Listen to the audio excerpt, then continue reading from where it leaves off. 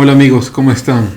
Quiero este espacio quizá utilizarlo para responder algunas de las preguntas que han hecho, que a mí me parece que son preguntas muy interesantes, las que han hecho algunos de los videos anteriores. Entonces voy a empezar quizá con este video sobre el marxismo y el cristianismo, y esto es para mí extremadamente importante porque en América Latina tenemos una tendencia muy enraigada de mezclar todo, mezclamos todo, somos una cultura bastante barroca, lo que quiere decir que, por ejemplo, en algunas festividades católicas también lo mezclan con festividades incaicas, ¿no? Como de la Pachamama y demás, y así mezclamos todo, ¿no? Aunque son cosas completamente diferentes, ¿no? Y esto me lleva quizá primero a un primer punto de pensar en la verdad y lo que Aristóteles llamaba, ¿no? Los principios de la lógica, ¿no? Porque la verdad es única, es exclusiva y es excluyente para poder ser verdad. Entonces, por ejemplo, uno puede decir, uno está dando clases en cualquier universidad y un alumno viene y dice, no, el profesor está hablando con el director de escuela, y otro alumno puede decir, no, el profesor está con el decano, o otro viene a decir, el profesor nunca vino a clases, y podemos entonces afirmar que las verdades son relativas, y si las verdades son relativas, y aunque sean contradictorias, todas tienen que ser respetadas, lo que cae en una contradicción obvia, o sea, porque están defendiendo la mentira.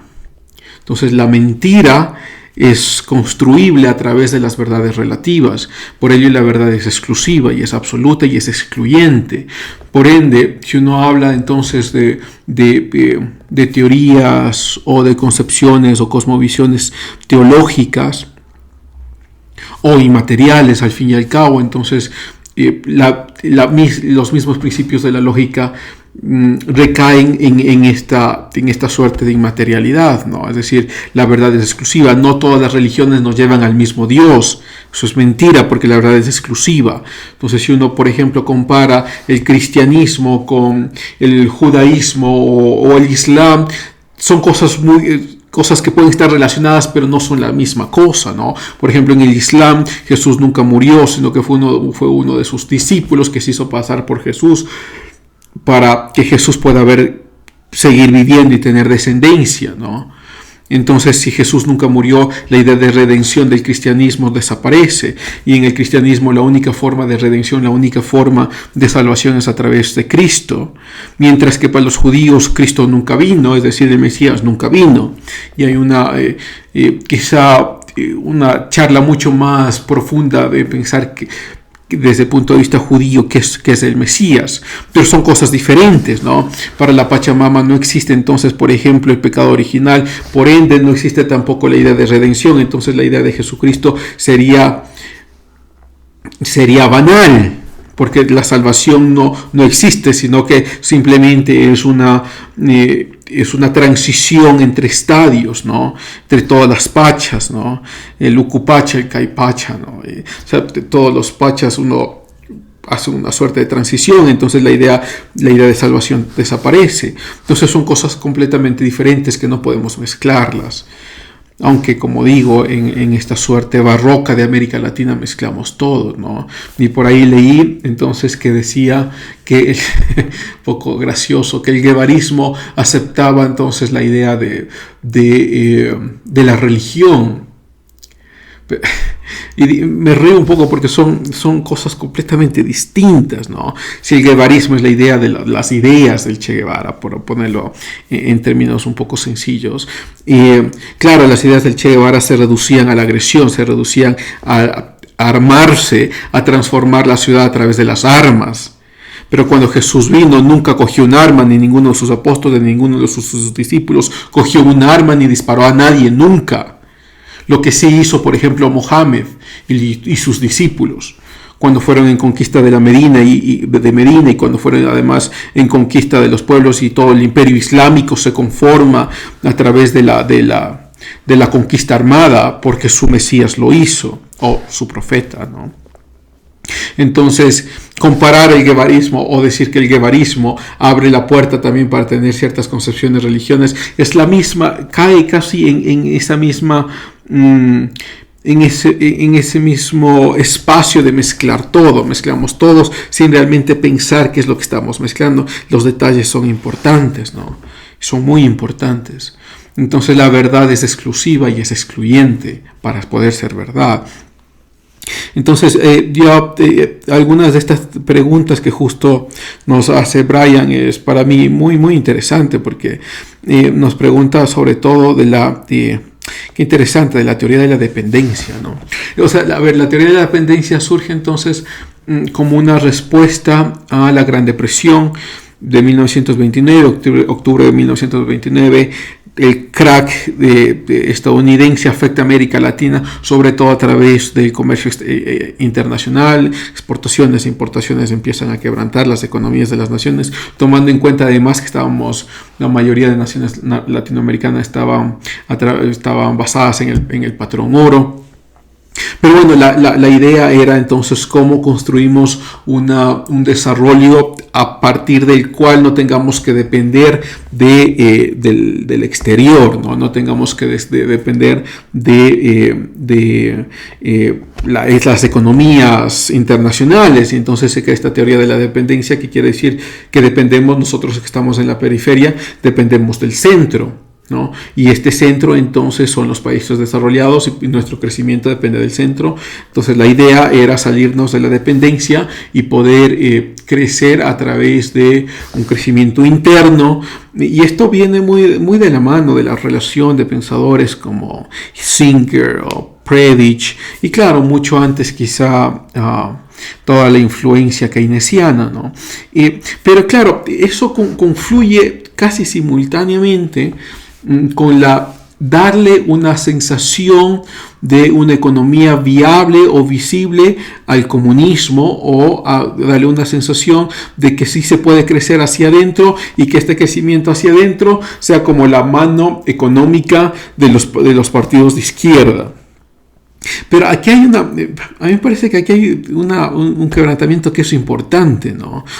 Aunque inconscientemente lo hacen, sin decirlo, pero se lo hace. La izquierda entonces empieza a afirmar que el marxismo es ilógico en la parte económica, y es ilógico porque el valor del trabajo está basado entonces en el esfuerzo, en las horas de tiempo, y no entonces en los costos de producción. Entonces dejan de lado toda esta idea marxista sin decirlo, porque el marxismo al fin y al cabo económicamente es un desastre.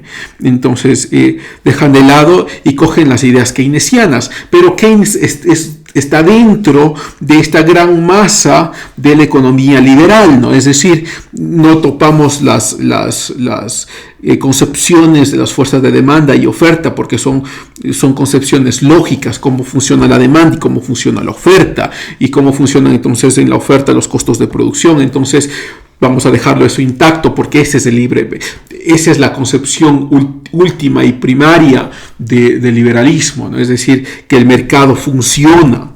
Entonces Keynes entonces, teniendo esta concepción de que el mercado funciona, dice, entonces aumentemos la demanda agregada, para que de esa forma, aumentando la demanda agregada, los consumidores ganen más, y si los productores ganan más, y si los productores ganan más, podrán emplear más gente y el desempleo disminuirá.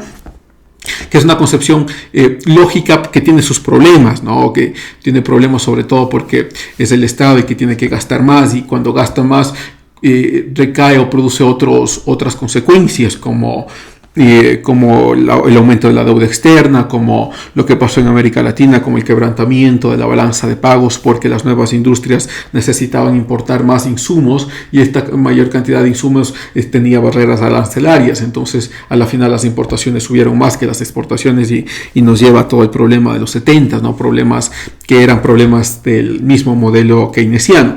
Sin embargo, Keynes se involucra entonces todavía en esta masa de liberalismo, si uno quisiera ponerlo en toda esta masa del capitalismo, ¿no? Porque sigue jugando con la lógica del mercado. Entonces la izquierda, incluso en América Latina, deja de lado de las ideas marxistas del valor de trabajo porque son ilógicas y no sirven.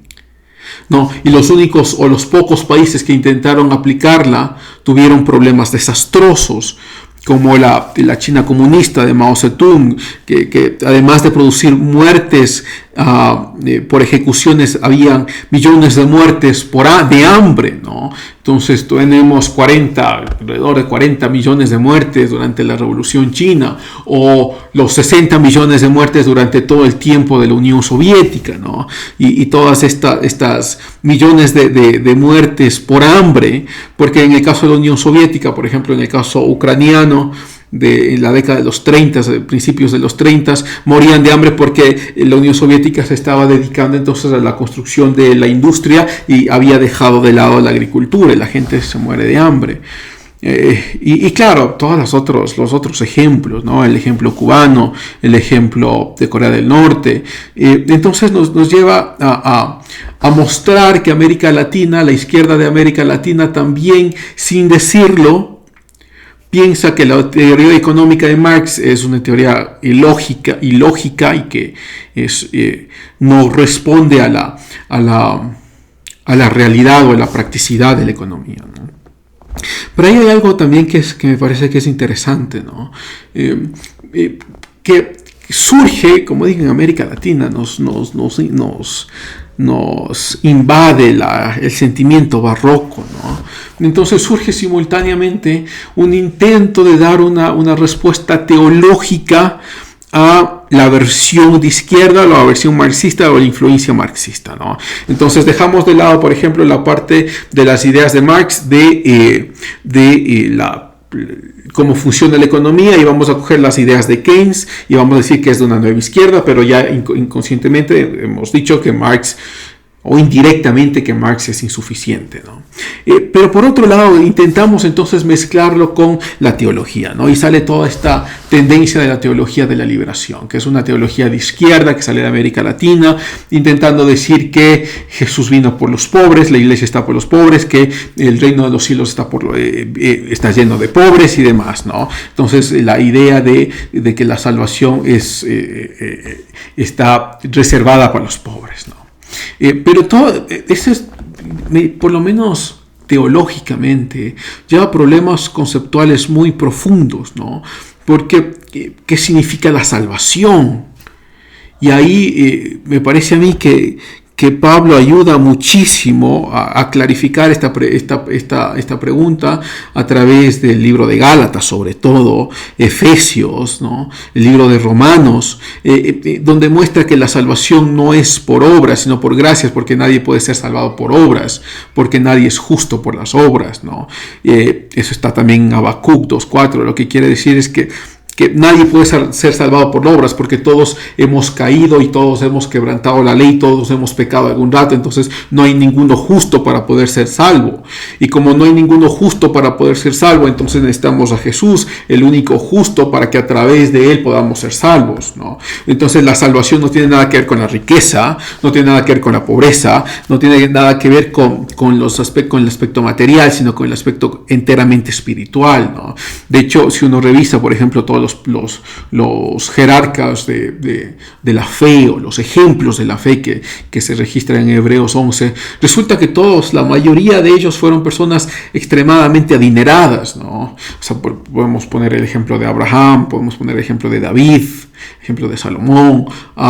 Y bueno, Salomón no está dentro de los padres de la fe, pero sigue siendo un ejemplo de cómo la jerarquía de los judíos era una jerarquía bastante enriquecida, ¿no? Entonces nos muestra que la salvación no tiene que ver con la pobreza y la riqueza, sino que tiene que ver con la decisión personal, individual, de aceptar a Jesús como Señor y Salvador, ¿no? Como lo menciona entonces Romanos 19, ¿no? Aceptarlo como Señor y Salvador para poder ser salvos, porque si uno quiere ser salvo por obras, nadie puede ser salvo por obras, porque nadie es perfecto, el único perfecto es Jesús. Entonces, como el único perfecto es Jesús, nuestra salvación es a través de él. Entonces, la idea de tener una supuesta teología de la liberación para mí muestra mucho este sentimiento de América Latina de la segunda parte del siglo XX, me refiero a este contexto de la Guerra Fría y como muchos de los focos comunistas empezaban a surgir en América Latina, entonces ya tenían una fuerza más o menos, una fuerza económica basada en Keynes o en Prebisch, y ahora necesitaban una fuerza quizá teológica o quizá un poco espiritual para decir que América Latina sigue siendo espiritual. Entonces tomamos la teología de la liberación, aunque no tiene nada de teología, sino que son ideales políticos. Y claro, y nos falta entonces la parte política. Entonces la parte política la vamos a llevar a través de las armas, en principio, ¿no? Es decir, en principio, hasta que lleguemos al poder. Cuando llegamos al poder, entonces construiremos una suerte de pensar que esto es un Estado, y ese atrevimiento de decir que es un Estado democrático, ¿no? Me refiero a atrevimiento porque es un desconocimiento muy profundo de lo que significa la democracia, todo el desarrollo histórico de lo que es la democracia, ¿no? Es decir, basado en la libertad, sobre todo en la libertad de expresión, basada en la división de poderes, basada en un Estado de derecho, nadie está por encima de la ley, y además que basado en esta suerte de defender los derechos de las personas, aunque de eso habrá que hablar muchísimo más. Pero entonces la idea de que, por ejemplo, Cuba es un Estado democrático, conlleva a pensar que la democracia entonces definámosla como sea, ¿no? Corea del Norte entonces es una democracia porque la vamos a definir como querramos, ¿no? Entonces la Unión Soviética también es una democracia porque la vamos a definir como nosotros nos complazca y nos plazca. Entonces, si la democracia no tiene al menos estos 4 principios, no podemos pensar que es una democracia, ¿no? Entonces, ya teníamos entonces el brazo de la economía, el brazo espiritual y el brazo político. Y el brazo político a través de las armas. Y ahí sí uno puede decir que es guevarista, claro, porque Guevara incluso en sus diarios él admite que había sido parte de las ejecuciones a los contrarrevolucionarios, ¿no? No hay ningún sentimiento de misericordia, no hay ningún sentimiento de justicia, sino por ser contrarrevolucionario. El contrarrevolucionario entonces merece la muerte, y él mismo fue parte de estas ejecuciones. Entonces lo que estamos alabando, a los que piensan en el guevarismo o en el Che Guevara, están alabando a un asesino.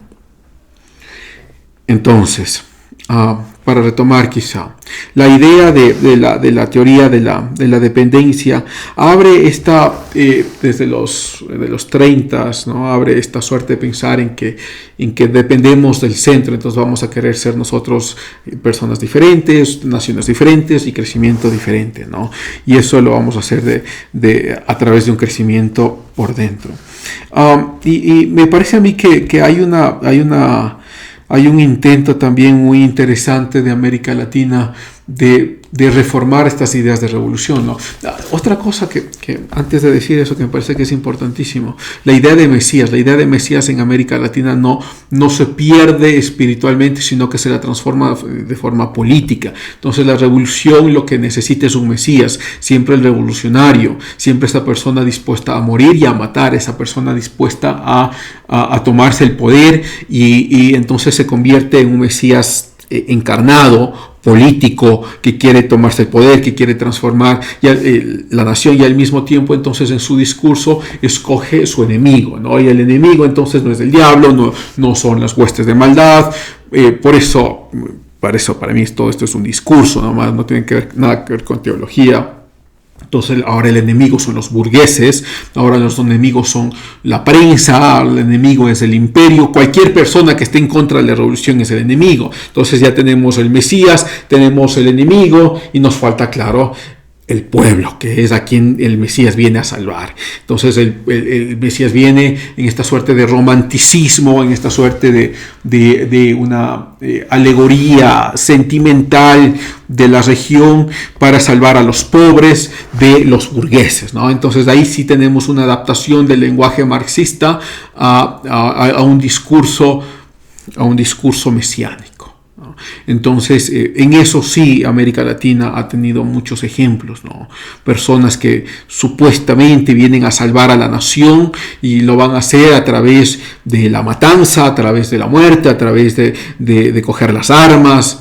y claro, a través de la masacre, ¿no? Pensando que el enemigo siempre es el otro, cualquier otro que se enfrente en la revolución. Pero yo mencionaba al fin y al cabo, entonces la revolución, las ideas de revolución intentan adaptarse, sobre todo ya en el siglo XXI, porque ya no es a través de las armas, sino a través del juego democrático. Entonces salen personajes como Hugo Chávez, como Rafael Correa, como Evo Morales, como los Kirchners y demás, y ganan las elecciones, pero ya dentro del poder, entonces hacen cambios que van en contra de la democracia, aunque digo, astutamente se siguen llamando democracias, ¿no? Y los resultados son evidentes. Los resultados de Venezuela son evidentes. Los resultados de Ecuador son evidentes. En Ecuador estamos pasando años de estancamiento, y estos años de estancamiento seguirán siendo muchos más, y tendremos todavía muchos más ejemplos de corrupción y juicios nunca terminados. No habrá juicio que uno pueda pensar que ha sido límpido, que ha sido puro y que la justicia ha obrado, ¿no? Porque el correísmo está enquistado, sin embargo, en todo el sistema de justicia, ¿no? Y pensar en Venezuela es quizá pensar en otro estado fallido, pero uno siempre tiene que pensar de dónde salió ese estado fallido, ¿no? El estado fallido sale de la elección de Hugo Chávez, y como Hugo Chávez empieza a corromper la democracia y a corromper los principios de la economía, y ahí están los resultados. Entonces, quizá para retomarlo a la parte cristiana, que es la que nos importa, el cristianismo sobrevive por sí mismo. No necesita de muletillas, no necesita del marxismo, no necesita de la Pachamama, no necesita de muletillas, no necesita de adaptarse a las nuevas tendencias como la ideología de género, matrimonio igualitario. Entonces si uno adapta el cristianismo a todas las tendencias modernas, no es cristianismo, simplemente se ha convertido en una ideología política, ¿no? Entonces esta suerte de pensar en el cristianismo sin muletillas, porque el cristianismo no necesita de muletillas, no necesita de ideologías que lo apoyen o que de ideologías aparte que lo puedan sostener. Se sostiene solo. No necesita de nada de eso, ¿no? Y entonces nos lleva quizá también a pensar de que la idea de Cristo como Redentor y Salvador no lo encontramos en todas las religiones, sino que es una idea del cristianismo, ¿no? No hay idea de Mesías posible sin la perfección de Jesús. Y eso entonces, solo quizá para terminar este video, pensar en que uno puede ser marxista y cristiano es una contradicción evidente, porque el marxismo es materialismo, y el materialismo entonces no acepta ninguna trascendencia que sea real, ¿no? Como el guevarismo. El guevarismo entonces apoya la idea de matanzas a todo lo que se llama contrarrevolucionario, entonces no puede ser igual al cristianismo, ¿no? Pero el cristianismo sí está basado en la libertad, porque el amor está basado en la libertad. Sin libertad no hubiese amor, porque si no hubiese libertad yo estuviese compelido a amar a alguien. Por ello, el amor tiene que estar basado en la libertad, porque yo puedo ser libre de decir no quiero ser cristiano, no quiero amar a Dios, ni siquiera creo en Él, y punto. Por eso el amor tiene que basarse en la libertad. Entonces el cristianismo sí se basa en la libertad, porque solo a través de la libertad uno puede llegar a ser cristiano. Entonces no podemos corromper la libertad ni en el sistema político ni en el sistema económico, porque es el principio para que la gente pueda decidir ser o no ser lo que quiera ser. Y nada más, me parece tan interesante las preguntas de Brian que me va a llevar otros videos responderlo. Pero quizá un pequeño comentario, esta primera parte que nos ha escrito Brian, ¿no? Gracias a todos y un abrazo. Nos vemos la próxima.